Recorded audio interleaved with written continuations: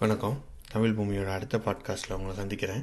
So இந்த பாட்காஸ்ட்டில் நம்ம என்ன பார்க்க போகிறோம்னு பார்த்திங்க அப்படின்னா, நம்ம ஆல்ரெடி நிறைய பேசிகிட்டு வந்திருக்கோம் பாட்காஸ்ட் பற்றி. லைக் ஓவர் லாஸ்ட் 2 இயர்ஸாக நிறைய பாட்காஸ்ட்டாக போட்டுட்டு இருந்திருக்கோம். பட் கன்சிஸ்டன்ஸாக நம்ம போடல.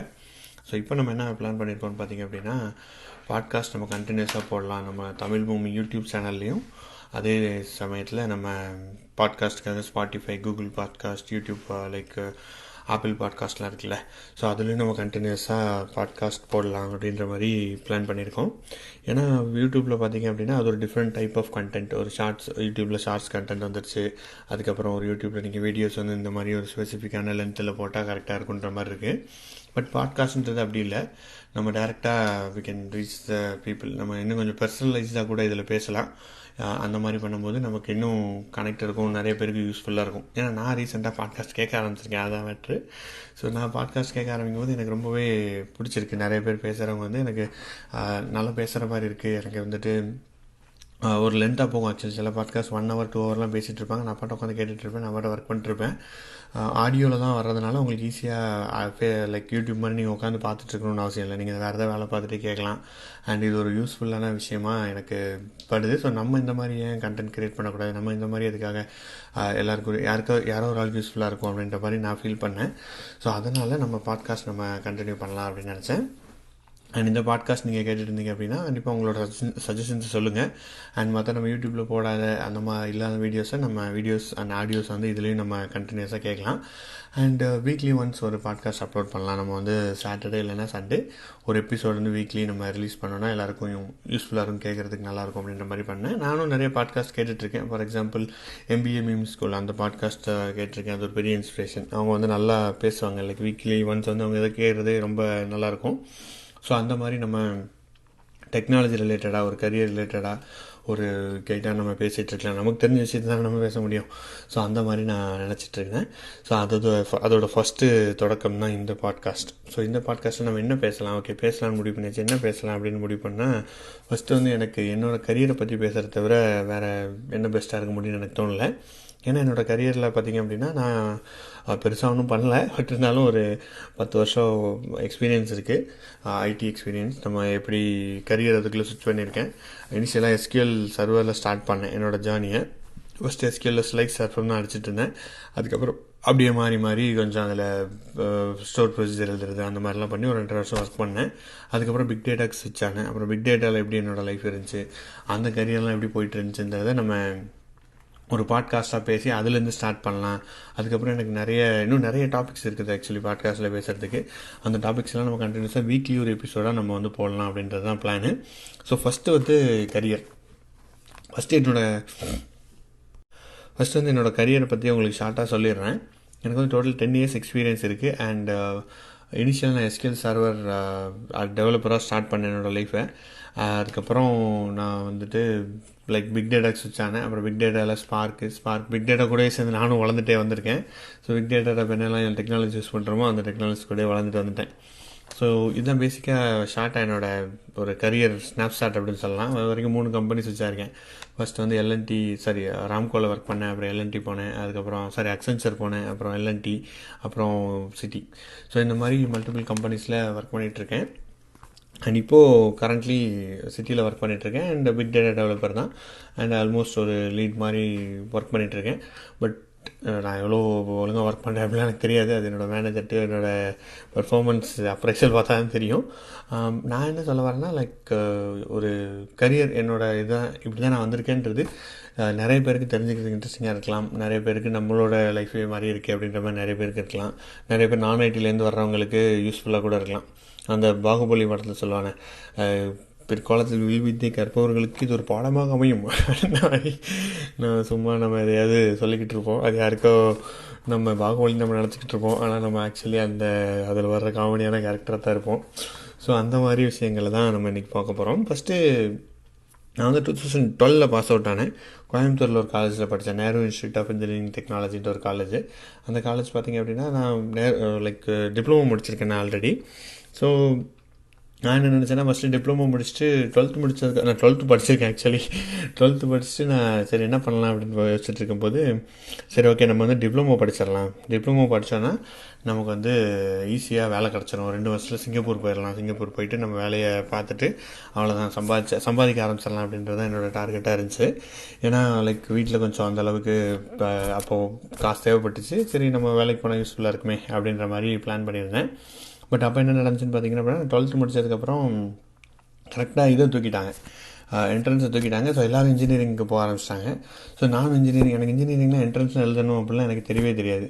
என் ஃப்ரெண்டு ஒருத்தர் இருக்கான், அவனுக்கும் தெரியாது ஆக்சுவலி. அவங்க அண்ணன் ஒருத்தன் வந்து இன்ஜினியரிங் படிச்சிருக்கான். அவன் தான் வந்து சொல்லியிருக்கான், அந்த மாதிரி என்ட்ரன்ஸ் எழுது, நீ இன்ஜினியரிங் படிச்சிருப்பே பெரிய ஆளாயிரலாம் அப்படின்ற மாதிரி சொல்லியிருக்கான். ஸோ அவன் அந்த பையன் என்ன பண்ணால், அவன் என்ட்ரன்ஸ் எக்ஸாம் வந்துட்டு எழுதுறதுக்கு ஃபார்மெல்லாம் வாங்கி ஃபில் பண்ணிட்டு படிச்சுட்டு, நான் மேக்ஸ் சூப்பராக போடுவான், நமக்கு மேக்ஸ் அவ்வளோ வராது. ஸோ அவன் என்ட்ரன்ஸ் எக்ஸாமுக்காக ஒரு 500 கட்டி இந்த ஃபார்ம் வாங்க போனான். நானும் வீட்டில் அழுது புரண்டு எனக்கும் ஃபார்ம் வாங்கி கொடுங்க, நானும் இன்ஜினியராகத்தான் ஆவேன் அப்படின்னு எங்கள் வீட்டில் போயிட்டு கேட்டுட்டு இருந்தேன். அவங்களாம் ஒத்துக்கல. இன்ஜினியரிங்லாம் என்ன பண்ண போகிற, அதெல்லாம் தேவையில்லாம 500 வந்து அப்போ ரொம்ப பெரிய காசு எங்கள் வீட்டுக்கெலாம். ஸோ அதெல்லாம் கொடுக்க முடியாது, 500 கொடுக்க முடியாது, நீ இன்ஜினியரிங்லாம் ஆக வேணாம், ஃபார்ம்லாம் எழுதாதுன்ட்டாங்க. அப்புறம் நான் எழுதலை. சரி ஓகே நமக்கு அது செட் ஆகாதுன்னு சொல்லிட்டு நானே இன்ஜினியரிங் என்ட்ரன்ஸ் எழுதலை. அவன் எழுதுனான், என்ட்ரன்ஸ் எழுதுனா. ஸோ கட் ஆஃப் வந்துச்சு சம்திங். ஸோ அவன் இன்ஜினியரிங் போயிட்டான். நான் வந்துட்டு இன்ஜினியரிங் போகல. அண்டு பக்கத்தில் எங்கள் ஊருக்கு பக்கத்துலேயே வந்துட்டு ஒரு 5 கிலோமீட்டர் தள்ளி ஒரு ஆர்ட்ஸ் அண்ட் சயின்ஸ் காலேஜ்ன்ற ஒரு நல்ல காலேஜ், பரம கல்யாணி அப்படின்ட்டு ஒரு காலேஜ் இருந்துச்சு. அந்த காலேஜில் எனக்கு எப்போவுமே ஃபிசிக்ஸ் வந்து ரொம்ப ஆர்வம். லைக் ஃபிசிக்ஸை வந்து நம்ம படித்து ஒரு இன்ட்ரெஸ்ட்டாக இருக்குது அப்படின்ற மாதிரி நிறையவே ஆர்வமாக இருக்கும் எனக்கு ஃபிசிக்ஸ் படிக்கிறதுக்கு. ஸோ அங்கே போய்ட்டு ஃபிசிக்ஸுக்கு வந்துட்டு அப்ளை பண்ணியிருந்தேன்.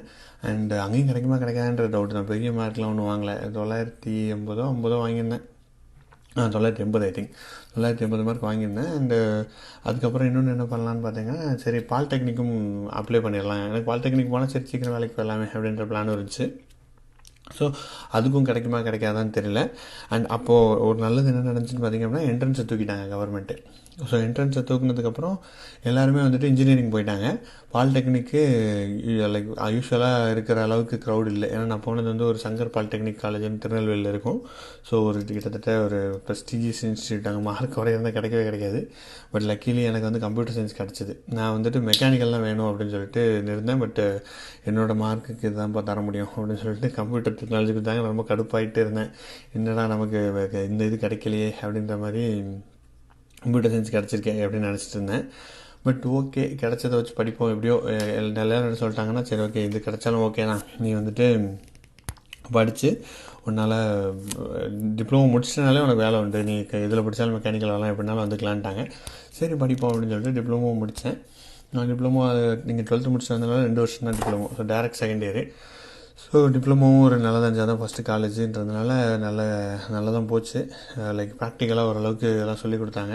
அண்ட் அங்கேயும் நிறைய டிஃப்ரெண்ட்டான ஃப்ரெண்ட்ஸ் எல்லாம் சந்திக்க முடிஞ்சு. ஏன்னா நான் அது வரைக்கும் எங்கள் ஊரில் தமிழ் மீடியம், ஒரு சின்ன கிராமம், அங்கே படிச்சுருந்தா என்னோடய எக்ஸ்போசர் இஸ் வெரி லிமிட்டட், பெருசாக ஒன்றுமே தெரியாதுல்ல. ஸோ முதல்ல டவுன், அதாவது ஒரு டவுனுக்கு வந்ததுனால திருநெல்வேலி அந்த டவுன் ஏரியாவுக்கு வந்ததுக்கப்புறம் எனக்கு பெரிய டிஃப்ரெண்ட்டாக இருந்துச்சு. ஒரு வித்தியாசமான எக்ஸ்போஷர்லாம் கிடச்சிது. பஸ்ஸில் நம்ம தனியாக போகிறது அந்த மாதிரிலாம் நடந்துகிட்டு இருந்துச்சு. நானே தனியாக ரூமில் தங்கி இருக்கிறதெல்லாம் நடந்துச்சு. ஸோ அது ஒரு நல்ல எக்ஸ்பீரியன்ஸாக ஒரு எக்ஸ்போஷராக இருந்துச்சு. அதுக்கப்புறம் அப்போது முடிக்கும்போது தான் ஐ திங்க் இப்போ தான் வந்து என்ட்ரன்ஸை தூக்கிட்டாங்க. முன்னாடி என்ட்ரன்ஸ் தூக்கல ஆக்சுவலி. இப்போ என்ட்ரன்ஸ் தூக்குனதுனால நிறைய இன்ஜினியரிங் காலேஜ் வந்துருச்சு. நான் படித்த காலம் வந்து 2007 ஐ திங்க். அந்த டயத்தில் நிறைய இன்ஜினியரிங் காலேஜ் வந்ததுக்கப்புறம் சரி இன்ஜினியரிங் படிக்கலாம் அப்படின்ட்டு ஒரு ஆப்பர்ச்சுனிட்டி உருவாச்சு. நான் டிப்ளமோ முடிச்சதுக்கப்புறம் டிப்ளமோவில் வந்து பார்த்திங்க அப்படின்னா அது அட்டானமஸ் காலேஜ் ஆக்சுவலி, செல்ஃப் காலேஜ்ன்றதால் நீங்கள் கொஞ்சம் அமைதியாக இருந்து ஓரளவுக்கு படிச்சிங்கனாலே மார்க் நிறைய போட்டுருவாங்க. அதனால் நான் வந்து இந்த வாழ்க்கையில் நினச்சி பார்க்க முடியாத அளவுக்கு மார்க்லாம் எடுத்துக்கிட்டு இருந்தேன். இங்கே 97ன்றாங்க, 95ன்றாங்க. நானே ஆச்சரியப்பட்டேன், நம்ம தான் இந்த அளவுக்கு மார்க் எடுக்கிறோமா அப்படின்ட்டு. ஏன்னா அட்டானமஸ் காலேஜில் இன்டர்னல்லாம் திருத்துவாங்க. நீங்கள் கொஞ்சம் அமைதியான பையனாக இருந்தீங்க அப்படின்னா, ஓரளவுக்கு படித்து எழுதுனீங்க அப்படின்னா ஓகே.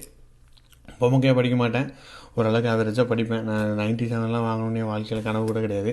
பட் இருந்தாலும் அங்கே வாங்கினோடனே ஆச்சரியமாயிட்டேன். ஸோ அப்படின்ற போது அந்த மார்க்கில் வாங்கியாச்சுட்டு எல்லோரும் ஒன்றே ஆச்சரியப்பட்டாங்க. மற்றவங்களாம் தெரியாது இல்லை அது நான் எப்படி வாங்குறேன்ட்டு மார்க்கு. ஸோ அதனால் மற்றவங்களாம் சேர்ந்த போய் நல்லா படிக்கிறானே, இவனை நம்ம படிக்க வச்சிடலாமே அப்படின்னு சொல்லிட்டு எல்லோரும் கொஞ்சம் ட்ரை பண்ணி அப்போது வந்து நிறைய பேங்க் லோன்ஸ் எல்லாம் கூட கிடைக்க ஆரம்பிச்சிருச்சு. லைக் இன்ஜினியரிங் படிக்கிறதுக்கு இன்ஜினியரிங் ஃபீஸும் ஓரளவுக்கு ரிலேட்டிவ்லி லட்சக்கணக்கில் எல்லாமே 1000 கணக்கில் 10,000 கணக்கில் வந்துடுச்சு.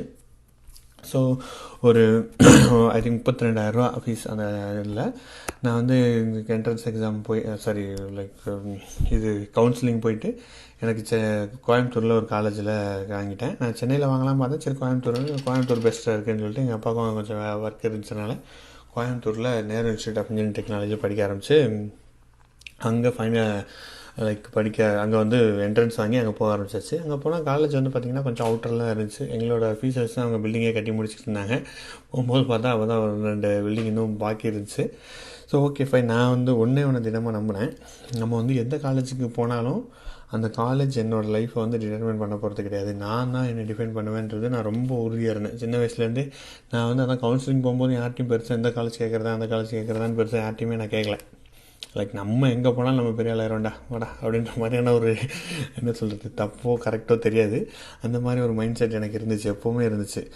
எனக்கு வந்துட்டு நம்ம எந்த காலேஜ் போனாலும் நம்ம படித்து நம்ம வந்துடலாம், நம்மளை எதுவும் ஸ்டாப் பண்ணுறதுக்கு எதுவுமே கிடையாது. இந்த காலேஜ் போயிட்டா நம்ம அப்படிலாம் கிடையவே கிடையாதுன்னா நிறைய பேர் வந்து என்ன பேசுவாங்கன்னா, இந்த காலேஜ் போகணும், இந்த காலேஜ் விட்டே போயிடணும், இந்த காலேஜ் போனால் எனக்கு கிடச்சிடும் அப்படி இப்படின்னு நிறைய பேசுவாங்க. எனக்கு அப்போது ஒன்றும் தெரியாது. சரி ஓகே, காலேஜ் வச்சு என்ன இருக்குது, நம்ம படிக்கிறது தானே இருக்குது, நம்ம படித்தா இங்கே என்ன ஆப்பர்ச்சுனிட்டிக்காக பஞ்சம், நம்ம எப்படியும் முன்னேறிடலாம், எப்படியா நம்ம இதாகிடலான்ற மாதிரி ஒரு நம்பிக்கை, ஒரு தப்பான நம்பிக்கையாக கரெக்டான நம்பிக்கை தெரியல. இப்போ யோசிச்சு பார்த்தா அது கரெக்டான நம்பிக்கை தான் தோணுச்சு. அந்த மாதிரி போயாச்சு. போயிட்டு அந்த காலேஜில் ஜாயின் பண்ணி படிக்க ஆரம்பிச்சாச்சு. அங்கேயும் கோயம்புத்தூர் சென்னை என்ன சொல்கிறது, இதை விட திருநெல்வேலி தாண்டின மற்ற ஒரு ஊர். ஸோ அங்கே நம்ம போயாச்சு, அங்கே படிக்க ஆரம்பித்தாச்சு. 3 வருஷம் முடிஞ்சது. அங்கேயும் டேரக்ட் செகண்டேன்றதுனால அங்கே 3 வருஷம் முடிஞ்சு காலேஜ் முடிச்சதுக்கப்புறம் அங்கே இன்டர்வியூலாம் வர ஆரம்பிக்கும், கேம்பஸ் இன்டர்வியூ. அப்போ தான் வந்து எனக்கு தெரிஞ்சுது நம்ம காலேஜ் வந்து சூஸ் பண்ணுறது எவ்வளோ முக்கியமானதுன்ட்டு. அப்போவும் எனக்கு பெருசாக ஒன்றும் அறிவெல்லாம் இல்லை. லைக் இங்கே கேம்பஸ் இன்டர்வியூ வரலன்னே எனக்கு தெரியாது. ஆக்சுவலாக எவனுக்குமே வேலை கிடைக்காத போல் உலகத்தில் படித்தவனுக்கு முடித்தவனுக்கு நினச்சிட்டு தான் தெரிஞ்சேன். அப்புறம் 1-2 கேம்பஸ் இன்டர்வியூ கொண்டு வந்துட்டாங்க. இந்த காலேஜ்லேயும் கேம்பஸுக்கே வந்தாங்க. ஸோ வந்ததில் நான் என்ன நினச்சேன்னா, சரி நம்ம கண்டிப்பாக செலக்ட் ஆக மாட்டோம், நமக்கு அறிவே கிடையாது, நம்மலாம் செலக்ட் ஆகி நெத்தாக போகிறோன்ற மாதிரி ரொம்ப அதாவது கான்ஃபிடென்ட்டாக நம்பினேன். நம்மளாலாம் முடியாது, நம்ம ஏதோ இங்கே தான் ஏதோ பண்ண போகிறோம், 1000 2000 ஏதோ வேலையை பார்த்துட்டு ஏதோ பண்ணிக்கலாம், அந்த மாதிரி தான் நமக்கு செட் ஆகும், இவங்க இன்டர்வியூலாம் எடுக்கிறதுலாம் பெரிய அறிவாளியாக எடுப்பாங்க போல் அப்படி இப்படின்னு நினச்சிட்டு இருந்தேன். ஒவ்வொரு இமேஜினேஷன் தான், யாருக்கும் இதெல்லாம் கிடையாது பார்த்தீங்களா, யார்ட்டையும் கேட்டதெல்லாம் கிடையாது. எங்கள் இதில் அவ்வளோ டீச்சர்ஸும் முந்தின சீனியர்ஸாக வந்து டீச்சர்ஸாக இருந்ததுனால அவங்க அவ்வளோலாம் சொல்லி நான் பேச மாட்டேன் அதிகமாக யார்ட்டையும். ஸோ அப்படி நான் பாட்டை நினச்சிக்கிட்டு வாழ்ந்துக்கிட்டு இருந்தேன். அப்புறம் பார்த்திங்க அப்படின்னா ஒரு இது நடந்துச்சு, ஒரு இன்டர்வியூவில் ஃபஸ்ட்டு காலேஜ்லலாம் எப்படி நடக்குன்னா, ஃபஸ்ட்டு ஆப்டிடியூட் போடுவாங்க. ஆப்டிடியூட் பாஸ் ஆனதுக்கப்புறம் நெக்ஸ்ட் லெவல் வந்துட்டு போகும். ஸோ ஃபஸ்ட்டு ஒரு ஆப்டிடியூட் வச்சாங்க. ஆப்டிடியூட்டில் நான் சும்மா எழுதிட்டு வந்தேன், பாஸ் ஆகிட்டேன். இல்லை கேம் பேரை கூப்பிட்டாங்க. என்னது நம்மளை கூப்பிட்டாங்களா, அடப்பாவிங்களா, நம்ம ஆப்டிடியூட்லாம் பாஸ் ஆகிற அளவுக்கு இருக்கும், நம்மளும் எடுக்கிற அளவுக்கு இருக்குது அப்படின்னு சொல்லிட்டு நான் ஆச்சரியமாயிட்டேன். ஓகே ஃபைன், உள்ளே வந்தாச்சு. அப்புறம் வந்து ஜிடி குரூப் டிஸ்கஷன் வச்சாங்க. குரூப் டிஸ்கஷனில் இங்கிலீஷில் பேசணும் அப்படின்னு சொன்னாங்க. லைக் நான் வந்துட்டு நான் ஃபஸ்ட்டு இல்லை பாஸ் ஆகனே தெரில. ஸோ இதுக்கு மேலே எல்லாமே நமக்கு போனஸ் தானே, அதனால் சரி ஓகே பேசிடலாம்டா வாடா அப்படின்னு சொல்லிட்டு பேசிட்டு ஏதோ topic I think something woman pen ரிலேட்டடாக ஏதோ சொல்லியிருந்தாங்கன்னு நினைக்கிறேன். ஐ திங்க் ஏதோ சம்திங் டாபிக் எனக்கு என்னென்னு தெரியல. நான் பாட்டு பேச ஆரம்பிச்சிட்டேன். சரி இப்போ இவ்வளோ தூரம் வந்துட்டு இதுக்கு மேலே போனஸ் தான், நம்ம ஃபெயில் ஆனாலும் பாஸ் ஆனாலும் பார்த்துடலாம்னு சொல்லிட்டு நான் பாட்டு பேசிகிட்டு இருந்தேன். பேசிட்டு பார்த்தா என்னையும் செலக்ட் பண்ணிட்டாரு 5 பேர்.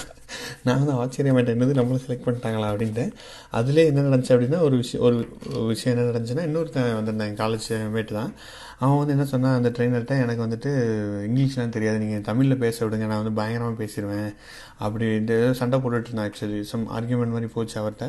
அவர் வந்து என்னையே தான் காமிச்சார். அந்த அவன் உட்காந்துருக்க பார்த்தியா, அவன் பேசுனது ஃபுல்லாக தப்பு, ஆனால் அவன் பேசினேன், அதனால தான் நான் அவனை செலக்ட் பண்ணேன் அப்படின்னு சொன்னார்.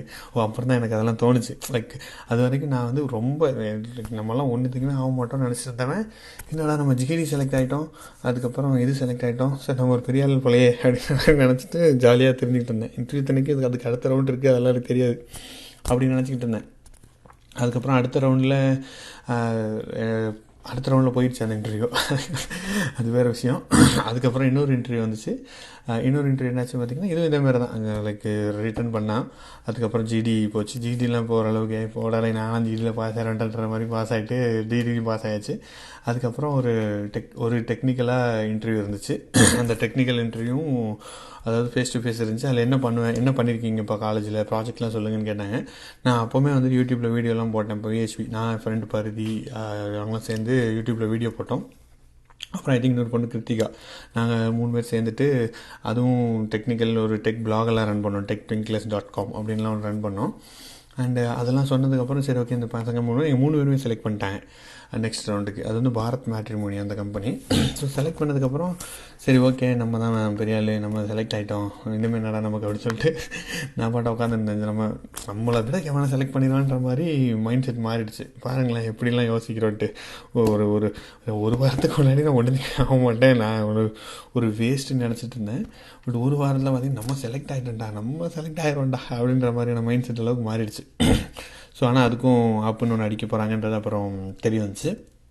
அண்ட் ஓகே அப்படின்னு சொல்லிட்டு இவங்க வந்து இங்கே கூப்பிட்டு போனாங்க சென்னைக்கு வரணும் ஃபைனல் இன்டர்வியூ அப்படின்னு சொன்னாங்க. சென்னைக்கு வர்றவங்கலாம் செலக்டடுன்ற மாதிரி நானே நினச்சிக்கிட்டேன். சரி சென்னை போகிறோம், நம்மளை செலக்ட் பண்ணாமல் இருப்போமா அப்படின்னு சொல்லி நானும் பார்த்தியும் போனோம்.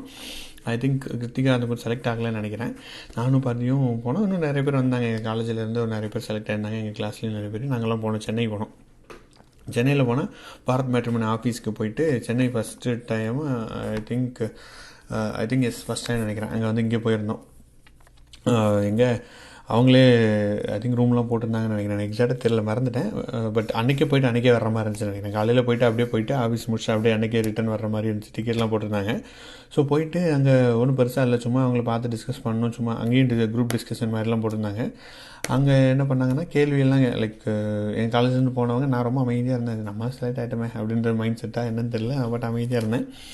அப்புறம் லைக் கேள்வியெல்லாம் கேட்டாங்க. 2 பேர் பருதி கேட்டான், விஷ்ணுன்னு ஒரு பையன் தான் எங்கள் காலேஜில், அவனு ஒரு கேள்வியெல்லாம் கேட்டான்.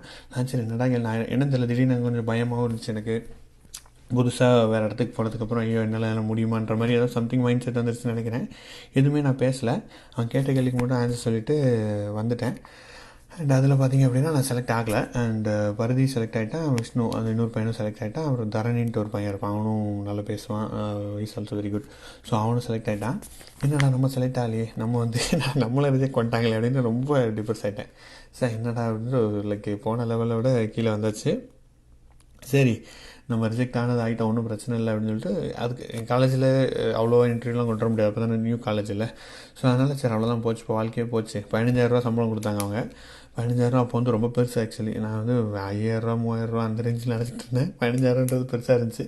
அதுக்கப்புறம் ஒரு வெறித்தனமாக என்னாச்சுன்னா, அந்த இன்டர்வியூ ஃபெயில் ஆகிற வரைக்கும் நான் பெருசாக இன்டர்வியூலாம் கேர் பண்ணிக்கல, பெருசாலாம் போகல. அதுக்கப்புறம் சரி என்னடா நம்ம ஃபெயில் ஆகிட்டோம்னா, இப்படி போயிட்டு மும்பை சென்னை இப்படி அவமானப்பட்டு ஃபெயில் ஆகிட்டு வந்துட்டோமே அப்படின்னு ஒரு வெறி வந்து நான் வந்து கண்ட மணிக்கு இன்டர்வியூ அட்டன் பண்ண ஆரம்பித்தேன் கோயம்புத்தூரில். அதாவது நான் 2 years experience, 1 year experience, PHP அது இதுன்னு போட்டதெல்லாம் போய் அட்டன் பண்ணி இன்டர்வியூ அட்டன் பண்ணி கண்ட மணிக்கு அட்டன் பண்ணேன். எல்லாருமே திட்டுவாங்க, எல்லாமே வந்து கேவலமாக பார்ப்பாங்க, கொஷினாக கேட்டு கொல்லுவாங்க.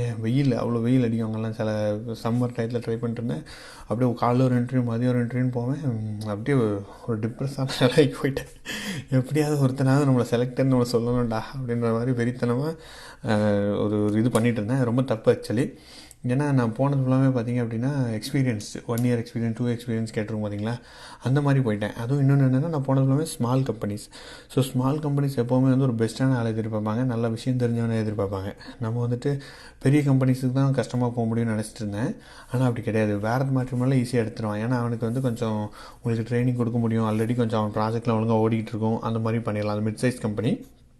ஆனால் சின்ன கம்பெனியில் நீங்கள் ஒரு ஆள் தான், நீங்கள் ஒழுங்காக இருந்தால் மட்டும்தான் அவனுக்கு வந்துட்டு ஓடும். ஸோ ஒரு 10,000 கொடுக்குறேன்னா அவனுக்கு வந்துட்டு நீங்கள் எண்ட் டு எண்ட் அவனுக்கு ஒர்க் பண்ணி கொடுக்கணும். ஸோ அந்த மாதிரி தானே சுச்சுவேஷன் இருக்கும். ஸோ அது தெரியாமல் நான் பாட்டு போய் சின்ன கம்பெனியில் போய் முட்டி மோதி உருண்டு பிறண்டு கிடந்தேன். பருதியை கேட்டான், என்னடா நீ இது வரைக்கும் இப்படிலாம் ட்ரை பண்ணி திடீர்னு நீ அப்படி ட்ரை பண்ண ஆரம்பிச்ச, உனக்கு திடீர்னு பைத்தியம் முடிச்சுன்ற மாதிரி கேட்டான். நான் சொன்னேன், இல்லை நான் வந்து பாரத் மேட்ரிமோனி செலக்ட் ஆகிற வரைக்கும், பாரத் மேட்ரிமோனியில் வந்து எனக்கு ரிஜெக்ட் ஆகிற வரைக்கும் எனக்கு பிரச்சனை இல்லாமல் இருந்துச்சு. பட் ரிஜெக்ட் ஆனதுக்கப்புறம் எனக்கு என்ன நம்ம ரிஜெக்ட் பண்ணிட்டாங்களே அப்படின்ற ஒரு மாதிரி ஆயிடுச்சு.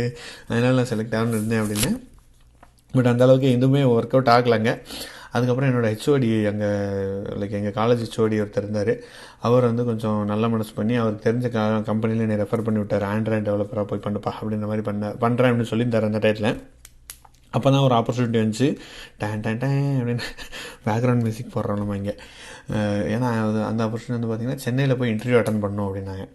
ஸோ சென்னையில் போய் டேரக்ட் இன்டர்வியூ நீங்கள் அட்டன் பண்ணிடணும். அவ்வளோதான். ராம்கோ சிஸ்டம்ஸ் ஒரு கம்பெனியில் உங்களுக்கு ஓப்பனிங் இருக்குது, யார் வேணால் போகலான்ற மாதிரி இன்ஃபர்மேஷன் பாஸ் ஆச்சு. நாளைக்கு வந்துட்டு எக்ஸாம், மறுநாள் வந்து எக்ஸாம் இருந்துச்சு, ஃபைனல் செமஸ்டரில் உள்ள எக்ஸாம், ஏதோ ஒரு எக்ஸாம் ஓடிக்கிட்டு இருந்துச்சு. இன்றைக்கி நைட்டு நீங்கள் போயிட்டு அட்டன் பண்ணிட்டு மறுநாள் வந்து ஞாயிற்றுக்கிழமை வந்துட்டு மறுநாள் திங்கக்கிழமை எக்ஸாம் எழுதணும் அப்படின்ற மாதிரி இருந்தோடனே நிறைய பேர் வரலன்ட்டாங்க. ஸோ நாங்கள் ஒரு 5 பேரோ என்னமோ போனோம் ட்ரெயின் ஏறி. நான் தீனுஜின்னு ஒரு பையன் தான், பகவத் சிங்னு ஒருத்தன், நாங்கள்லாம் ஐ திங்க் வேறு அருண் மல்லர்னு ஒருத்தவன் தான் நினைக்கிறேன், நாங்கள்லாம் போனோம். ஸோ மூட்டையை கட்டிட்டு கோயம்புத்தூர்லேருந்து ட்ரெயின் ஏறி சென்னை போனோம். சென்னையில் போயிட்டு இருந்தோம். அங்கே போயிட்டு லைக் அங்கே கம்பெனிலாம் கூப்பிடலையே, நம்மளாக தானே போகிறோம். ஸோ அதனால் போயிட்டு அங்கே அந்த ரயில்வே ஸ்டேஷனுக்கு வெளியிலே குளித்து அங்கே ட்ரெஸ் எல்லாம் மாற்றிட்டு பக்காவாக கிளம்பி போயாச்சு. மதிய கைலாஷ் போகணும். மதிய கைலாஷ் எனக்கெல்லாம் போக தெரியாது, அங்கே பஸ்ஸிலலாம் ஷேர் ஆட்டம் தெரியாது, ஒன்றும் தெரியாது. என் கூட வந்த தீனுஜிலாம் நல்லா ஓரளவுக்கு விஷயம், ஊரில் விஷயம் தெரிஞ்ச பையன். ஸோ அவங்க கூட அப்படியே ஒட்டிக்கிட்டு போயாச்சு. கம்பெனிக்கு போய் கம்பெனி கொண்டு போய் விட்டாங்க. ரெஸ்யூமே கொண்டு போகலாம். அவங்க ரெஸ்யூமை கொண்டாடுறாங்க. ஐயோ ரெஸ்யூம் கொண்டு வரேன்னு சொல்லிட்டு ஓடி போய் வெளியில் பார்த்தா காலையில் 8 மணிக்கு எந்த கடையும் திறக்கல பக்கத்தில் பிரிண்ட் அவுட்லாம்.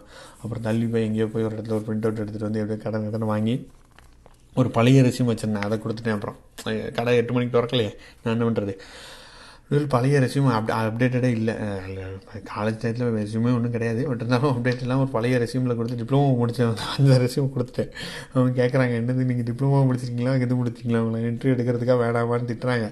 ரிசப்ஷனே திட்டி விட்டாங்க. அப்புறம் நான் சொன்னோன்னே எழுதிக்கிட்டாங்க. சரி ஓகே இன்ஜினியரிங் சொல்லி எழுதிட்டாங்க. எழுதினோடனே சரி ஓகே அப்போ ஏதோ வந்துட்டோம் அப்படின்னு சொல்லி உள்ளே ஏசி போட்டிருந்தாங்க கும்முன்னு. பெரிய கம்பெனி பெருசாக இருக்கும், ஆக்சுவலி 10 மாடி. நீங்களே பார்த்தீங்கன்னா தெரியும், இந்த ஆர்ச்சிப்ஸ் பக்கத்தில் மத்திய கிளாஸ் பக்கத்தில் இருக்கும் ராம்கோ சிஸ்டம்ஸ்ன்ட்டு. ஸோ அங்கே இன்டர்வியூ ஃபஸ்ட் வந்து வழக்கம் போல் ஜிடி வச்சாங்க, இல்லை ஆப்டிடியூட் வச்சாங்க.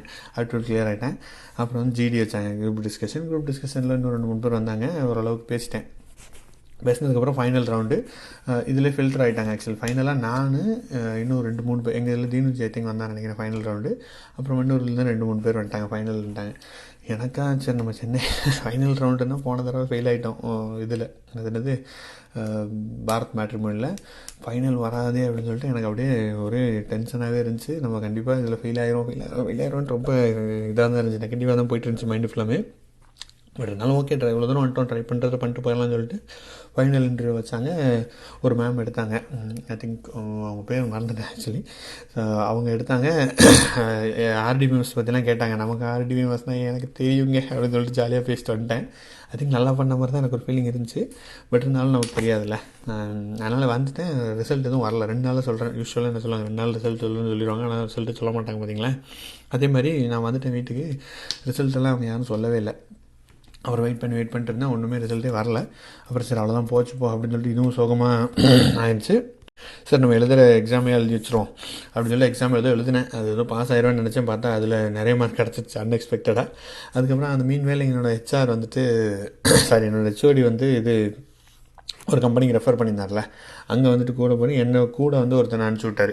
சரி இவன் தனியாக போனால் இவன் ரொம்ப பயப்படுவான், ஒன்றுத்துக்காக மாட்டான், அதனால் கூட நீ போய் எழுதுப்பா அப்படின்னு சொல்லிட்டு என் ஃப்ரெண்டு ஒருத்தன் பன்னீர்செல்வன்ட்டு ஒருத்தன் தான், அவனையும் கூட அனுப்பிச்சி விட்டுருந்தாரு.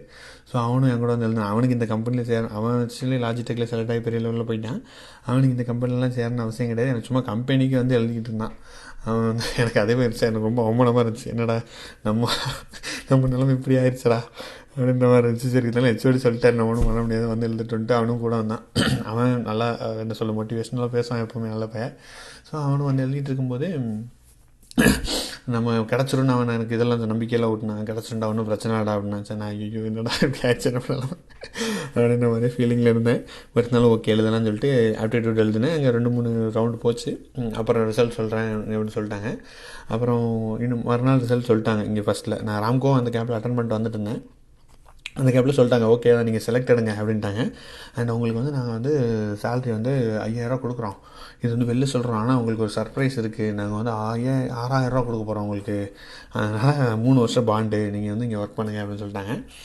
சரி ஓகே நமக்கு இதை விட வேறு பெஸ்ட்டு லெவன்ட்டாக கொடுக்க போகிறோம், 3000 6000 வாங்கிட்டு உட்காந்து வேலையை பார்த்துடலாம் அப்படின்னு பிளானை போட்டு ஒர்க் பண்ணேன். ஓகே சைன் போட்டுடலான்னு போயிட்டு இருந்தேன். போகும்போது கரெக்டாக எனக்கு கால் வருது, சென்னையிலேருந்து கால் வருது, இங்கே ராம்கோ செலக்ட் ஆகிட்டீங்க, இமீடியட்டாக மண்டே வந்து உங்கள் டாக்குமெண்ட்ஸ்லாம் கொண்டு வாங்க, ஜாயின் பண்ணிக்கோங்க, உங்கள் சேலரி வந்து 3.5 லட்சம் நினைக்கிறேன், 3.5 2.5 லட்சமோ சம்திங், மாதம் 25,000 22,000 கிட்டே வந்துச்சு, அது எனக்கு ஞாபகம் இருக்குது. ஸோ அப்படி சொல்லிட்டாங்க. கிடச்சிருச்சுன்னு சொல்லிட்டு மகிழ்ச்சி ஆகிட்டேன். ஏன்னா சென்னையில் போயிட்டு நம்ம வந்து ஃபெயில் ஆகிட்டோம் அப்படின்ற ஒரு ஃபீலிங் எனக்கு இருந்துகிட்டே இருந்துச்சு. அதே சென்னையில் போய் நம்ம வந்து திருப்பி ஒரு வேலை கிடச்சிருச்சு, அது நம்ம அதே மாதிரி லைக் காலேஜ் முடிச்சதுக்கப்புறமே கிடச்சிருச்சுன்றது ரொம்ப சாட்டிஸ்ஃபைடாக இருந்துச்சு. எப்பாடி நம்ம வந்து ஒரு வேலையை வாங்கிட்டோம், இதுக்கு மேலே நமக்கு ஓரளவுக்கு வீட்டிலலாம் கஷ்டம் கிடையாது, நம்ம இது பண்ணிடலான்ற மாதிரி ஒரு சாட்டிஸ்ஃபேக்ஷன் வந்துருச்சு. அந்த காலகட்டத்தில் 20,000ன்றது உண்மையிலே ஒரு பெரிய அமௌண்ட்டு தான் இன்ஜினியரிங் முடித்த கிராஜுவேட்ஸுக்கு. அண்டு அது கிடச்சதுக்கப்புறம் போயிட்டு ஜாயின் பண்ணிட்டேன் ஒரு வழியாக. ஸோ இதுதான் ஃபஸ்ட்டு என்னோடய கரியரில் ஸ்டார்ட் ஆன கதை. ராம்கோ சிஸ்டத்துக்கு நான் எப்படி வந்தேன் அப்படின்றதுக்கான கதை.